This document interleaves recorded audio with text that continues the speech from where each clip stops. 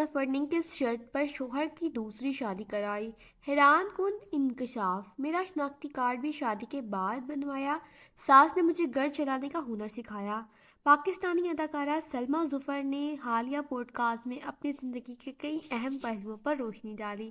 انہوں نے انکشاف کیا کہ انہوں نے اپنے شوہر عاصم کو افیئر کے بجائے دوسری شادی کرنے کی اجازت دی اور بچوں کو بھی اس فیصلے پر راضی کیا۔ سلمیٰ ظفر نے بتایا کہ ان کی شادی 18 سال کی عمر سے پہلے ہو گئی تھی۔ ان کا کہنا تھا، میرا شناختی کارڈ بھی شادی کے بعد بنوایا، ساس نے مجھے گھر چلانے کا ہنر سکھایا، آج جو بھی ہوں انہی کی بدولت ہوں۔ اداکارہ نے بتایا کہ جب شوہر کی دوستیوں کے بارے میں معلوم ہوا تو ابتدائی چند ماہ بہت مشکل تھے، لیکن پھر انہوں نے سسر سے بات کی اور شوہر کی دوسری شادی کا فیصلہ کر لیا۔ سلمیٰ کا کہنا تھا، میں نے عاصم سے کہا کہ دوستیوں کے بجائے نکاح کریں۔ سلمیٰ ظفر نے اپنے بچوں کو بھی اس فیصلے کے لیے خود قائل کیا۔